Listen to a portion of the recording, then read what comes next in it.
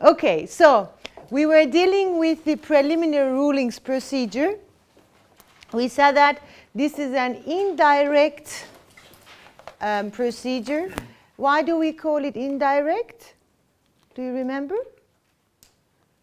Yes, Deniz? Because normally plaintiffs and defendants go to national court. Mm-hmm. And it is a foundation court ask for help to catastrophe opinion, and it demands the reasoned opinion. Mm-hmm. Okay. Okay. It is indirect because the dispute is before the national court. The dispute is before the national court. The main question is before the national court. We said that when national courts apply European Union law, they may face with two types of questions: the questions of interpretation and questions of validity of EU law. The questions of interpretation and validity. In such cases, can the national court make the interpretation or can solve this question of validity by itself? Why not? Because the EU law should be uniform and binding for all member states, and the Court of Justice of the EU shall interpret the EU law. Exactly. We need uniform interpretation and application of EU law. Therefore, the courts of the member states cannot do this by themselves. They need an interpretation or a decision of the Court of Justice for questions of validity and interpretation.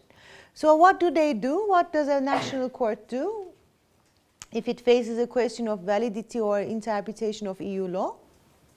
They send the case to How do we say this technically? reference. It makes a reference to the Court of Justice, or it refers the case to the Court of Justice, or it makes a preliminary reference to the Court of Justice. It shall stay the proceedings and shall refer the case to the Court of Justice. There, the European Court of Justice will give an opinion. As you know, this will be a binding opinion for the national court. Therefore, the national court, referring the question, has to solve the case before it according to this interpretation or opinion of the Court of Justice. Then we spoke about the national courts. The founding treaties provide that the national courts or tribunals can make a preliminary reference to the Court of Justice, but they do not define the word court or tribunal. So who makes that interpretation? The Court of Justice. The Court of Justice. If it's not written in the founding treaties, if there is a need for interpretation of founding treaties, it will be the European Court of Justice.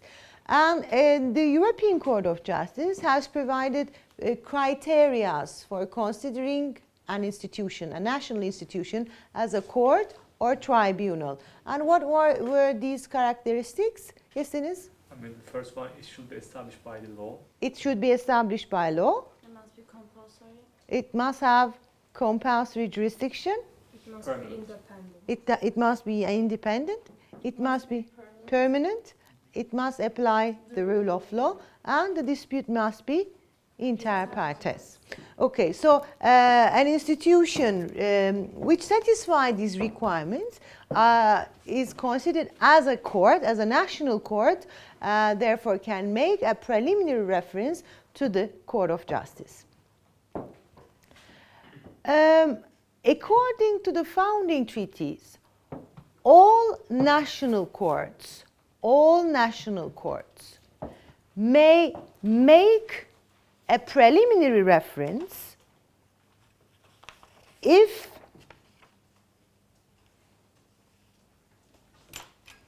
they need an opinion of the European Court of Justice as regards interpretation or validity of EU law to solve the dispute before them.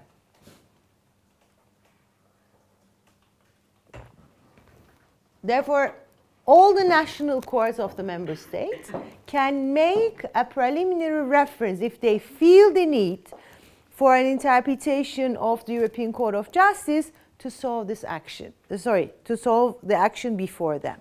However, the national courts against whose decisions there is no judicial remedy under national law, the national courts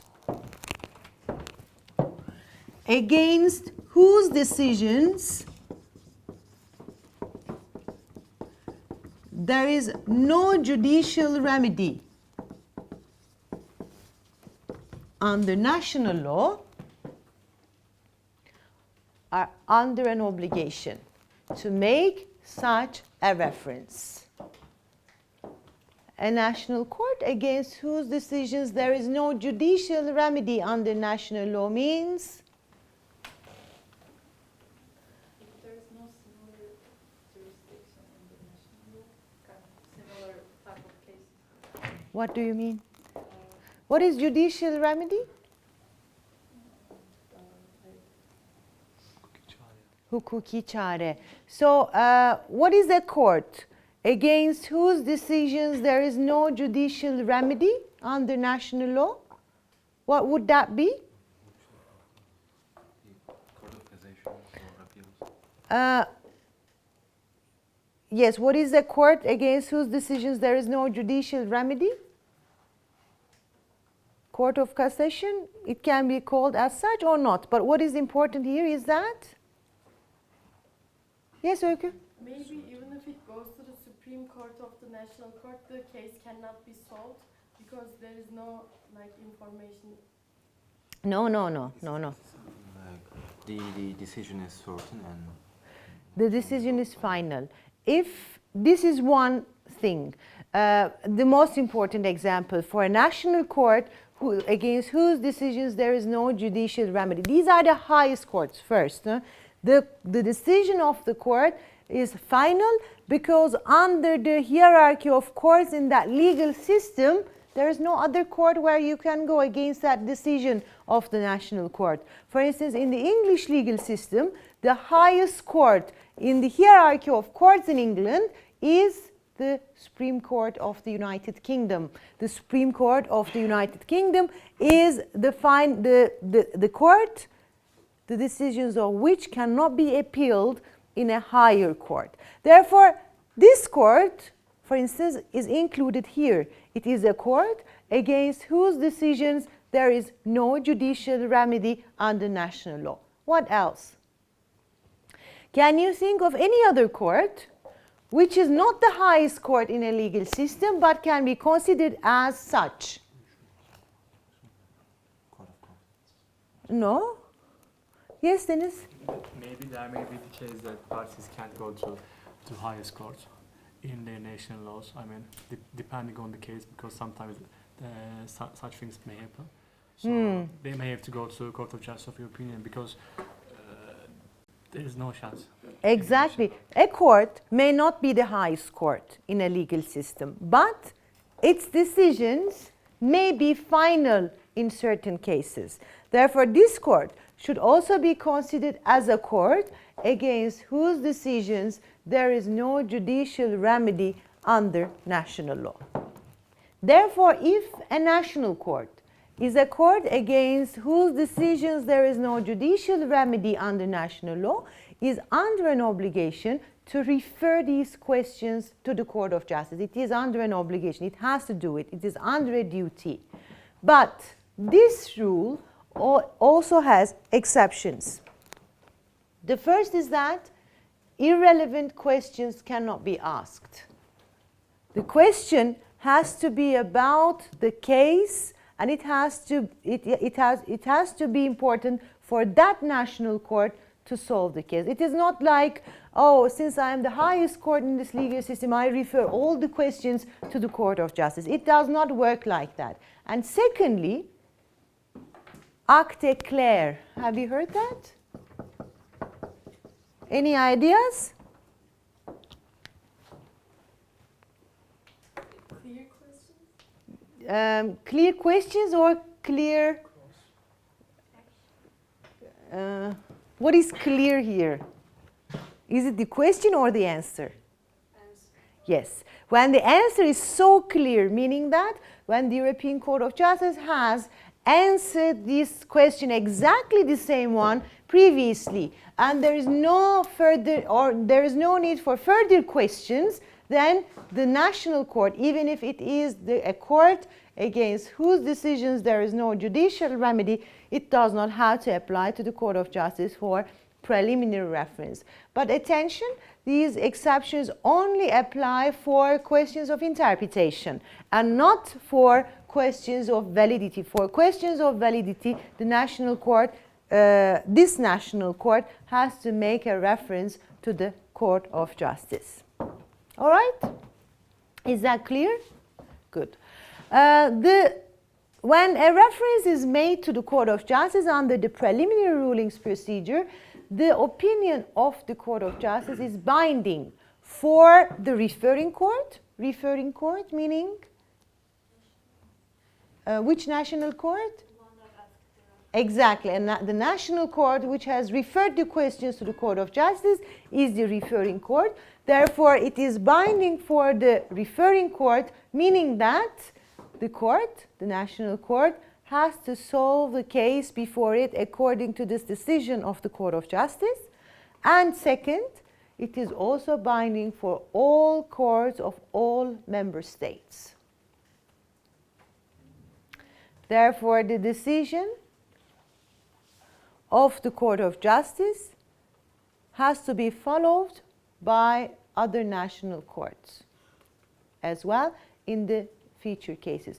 For your presentation topics, most of the decisions are examples of preliminary rulings procedure, as you will be seeing. At the beginning of the cases, you will see that the national court refers an action to refers a case to the Court of Justice, refers questions to the Court of Justice. One or two of them are not preliminary rulings procedure, but others are examples for preliminary references. Now, any questions about the preliminary rulings procedure or about the actions under the jurisdiction of the Court of Justice? Yes, Öykü. We said that irrelevant questions cannot be asked. Does the Court of Justice do anything if there is a irrelevant question? No, this is about the national court choosing the questions. The European Court of Justice does not do anything, but it does say to the national court that I have, for example, answered this question previously in this previous actions, so look at that. Or sometimes the national courts ask 5 different questions, for example, which are related. The Court of Justice may answer only one of them and say the 4 other, there's no need to answer 4 other because, for example. But the choice of the questions are things about the national court. The Costa Enel judgment underlines this fact as well about the preliminary references, Costa Enel and Van Genen laws. Yes. Any other questions? Okay, so we spoke about, or we were speaking about the institutions of the European Union. Then we spoke about the actions under the jurisdiction of the Court of Justice. Now we go back to the EU institutions. We speak very shortly about the court, starting from the Court of Auditors. Please read from the books in more detail. Okay, what do you remember about the European Court of Auditors? What is it in Turkish? Avrupa Sayıştayı. The European Court of Auditors was established by the Second Budgetary Treaty of 1975. It is an institution, or which it was included in the institutional structure by the Treaty of Maastricht. It includes 1 national from each member state for a 6 years period.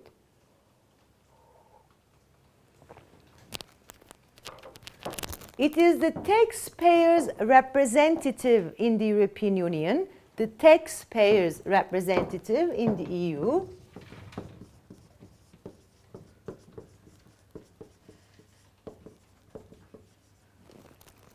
It is the audit body. Therefore, it controls or scrutinizes the finances of the European Union. To this end, it examines the revenue and expenditure. The revenue and the expenditure of the EU budget.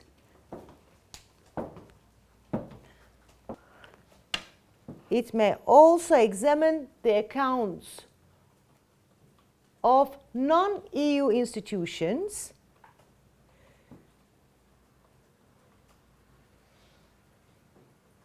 if they also use the EU funds. Then we have the European Central Bank. The European Central Bank. It is the financial institution of the European Union. It was established in 1998 in Frankfurt and has the responsibility of controlling the economic and monetary policy of the EU, the stability of the euro, and the amount of euro in circulation.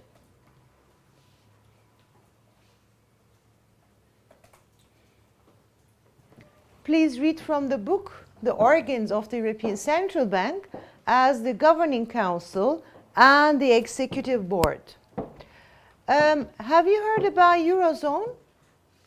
Eurozone, what is it? Countries which use the euro as a currency. Yes, the member states of the European Union which use the euro as their single currency. Do you know how many member states use the euro as the currency? 19 member states use the euro as their single currency. Okay. As you know, the European Central Bank became an EU institution only by the Lisbon Treaty, although it has been established in 1998. Please read from the book about the European Central Bank as well. Now we move to the functional institutions of the EU, the functional institutions.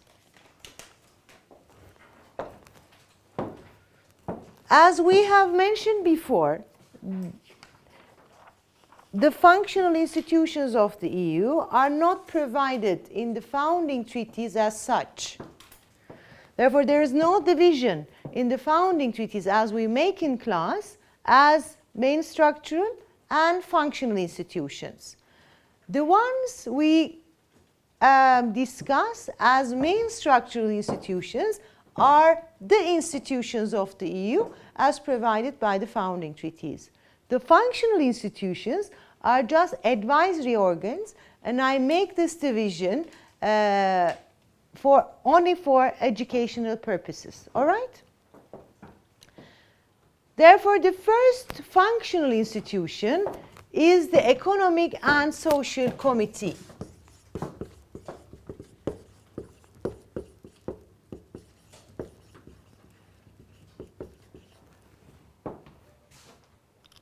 This is one of the oldest institutions in the European Union.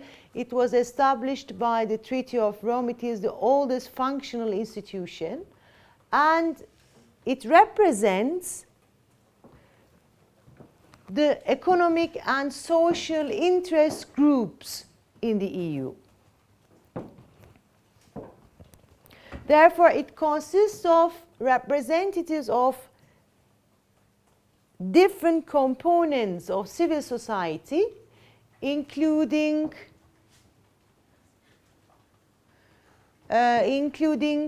consumers, for example, farmers, academics, carriers, workers, or dealers, etc.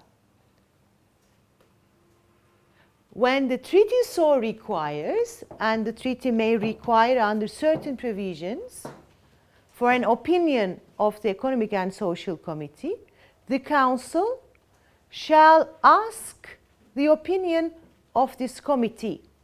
When the treaty so requires, the Council shall ask for the opinion of this committee in related subjects, in related policies. Do you remember the consultation procedure? We talked about that as regards the powers of the European Parliament. The consultation procedure was the oldest procedure in the EU. And what was it about? Yes, Öykü? Before the European Parliament's decisions were not binding for the Council, then we had the cooperation procedure, and when this was Sorry, about- not, yes? Before the cooperation? Yes, before the cooperation, it was the consultation Procedure. The opinion of the European Parliament was not binding for the Commission, so that the European Parliament wasn't the legislative organ of the European Union. Yes, what did to consult mean? To ask the Parliament whether if it's right. Receive an answer. Yes. To ask and receive. Do you remember isoglucose and Chernobyl cases? We spoke about them last week. To consult was to ask and to receive the opinion of the Parliament. The same procedure applies here for the Economic and Social Committee as well. It is a committee which has to be consulted by the Council before adopting a certain legislative instrument when the founding treaty so requires, but the opinion of the Economic and Social Committee will not be binding on the Council. A second functional institution is the Committee of the Regions. The Committee of the Regions. In Turkish? Bölgeler Komitesi. The Committee of the Regions includes representatives of local and regional governments of the member states. It was established by the Treaty of Maastricht, and it was established as an advisory body to the Council and to the Commission.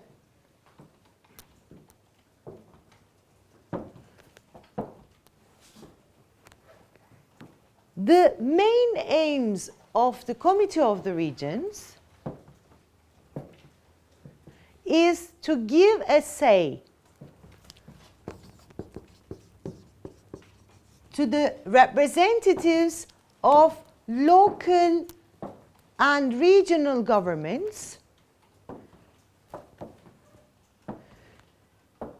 in the development of EU legislation. And secondly, it also aims to close the gap between European integration and the citizens. Integration and citizens.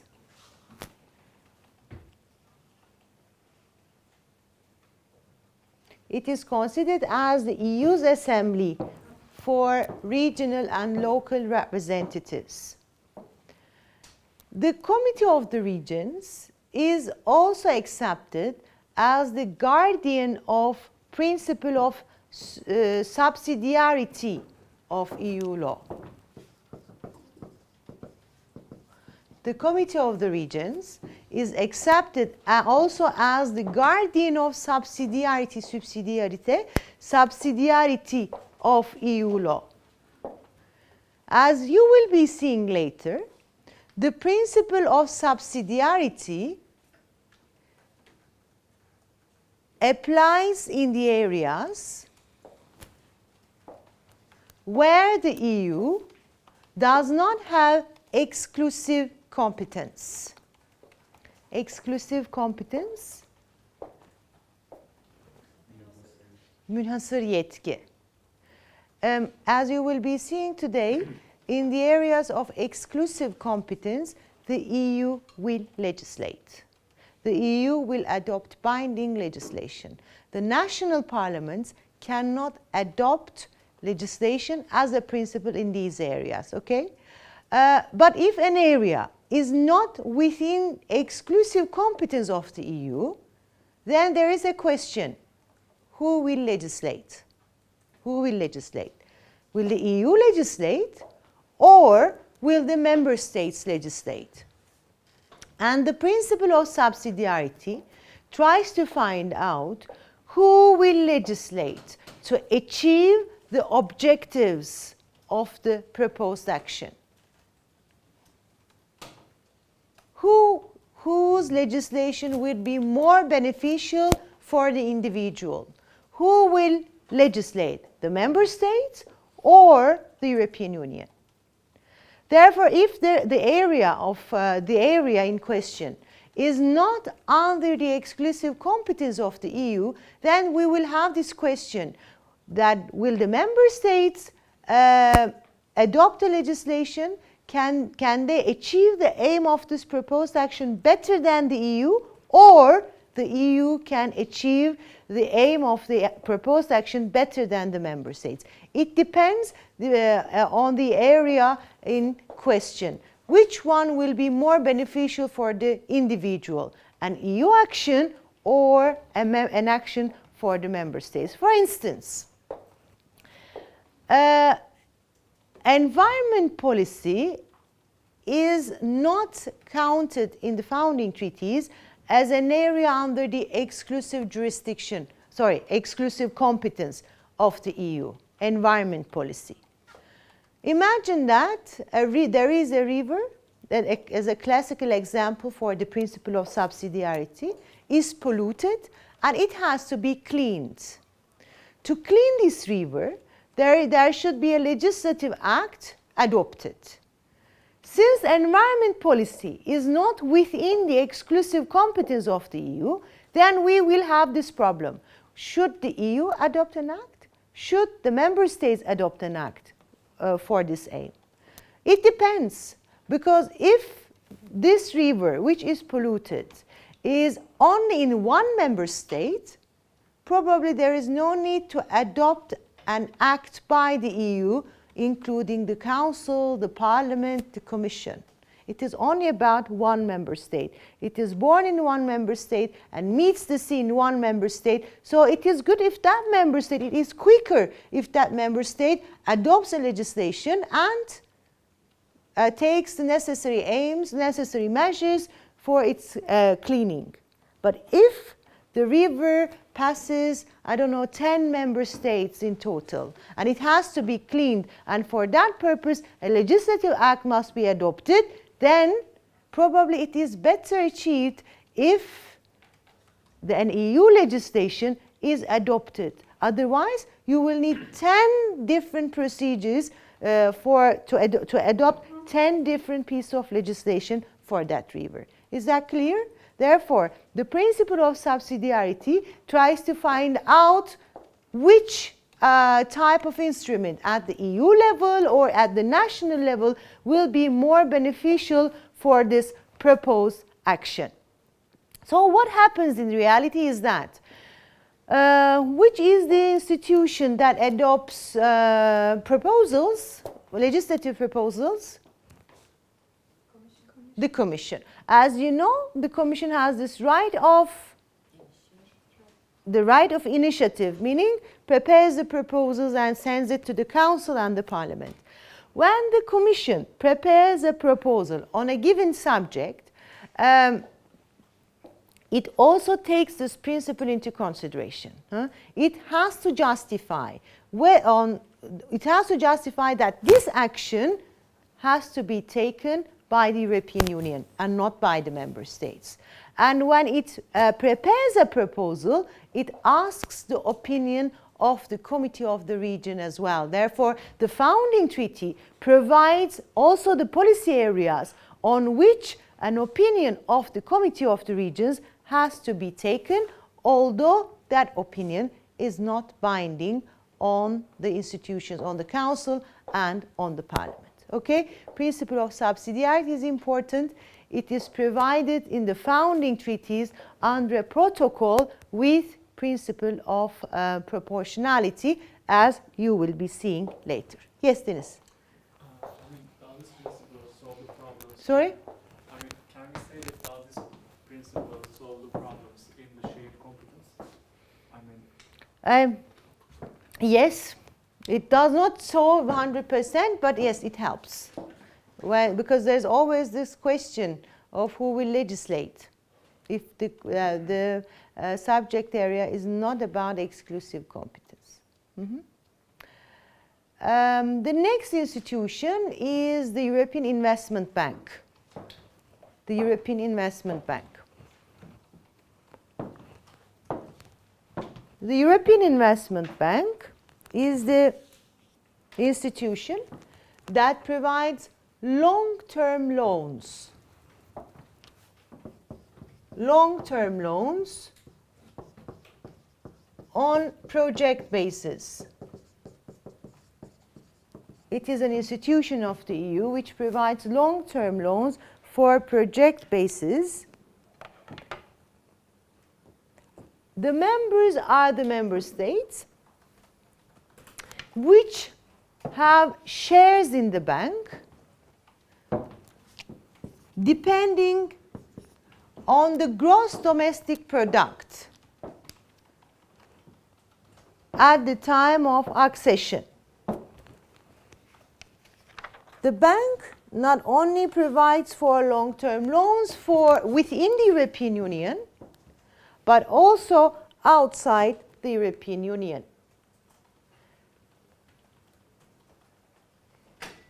It has different organs, including the Board of Governors, the Board of Directors, the Management Committee, and the Audit Committee.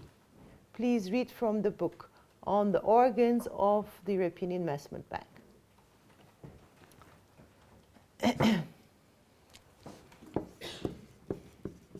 The next institution is the European Ombudsman, the last institution as well, the European Ombudsman. Any ideas about an ombudsman? Do we have? Yes. In Turkish law, yes, we have an ombudsman as well. What does he do? His decisions are not binding. This is the most important thing. His decisions are not binding. And But what does he do? his opinions can be asked because of the legislation. Since the legislation procedure is not that fast in Turkey, sometimes people apply to the ombudsman instead of the courts because then the answer can come faster. For example, we have a contract. Me and Deniz have a contract. Not from private law, What type of? public law. Any public law? A public law that a part of the contract must be the individual and the other part must be the Can we government. go for contracts? No. No? Not for contracts. For it must be idari işlem. Ah, okay. Okay. Administrative action. Okay. Maybe against an administrative action. We go. Okay. The European Ombudsman is a person institution. And it deals with complaints on maladministration or poor administration. Maladministration in Turkish, kötü yönetim. Maladministration or poor administration in the activities of the EU institutions, except for the Court of Justice and the General Court. Therefore, as you will be seeing, the persons may apply to the European Ombudsman to complain about the activities of EU institutions other than the European Court of Justice and the General Court. Who can go to the European Ombudsman? Is the individuals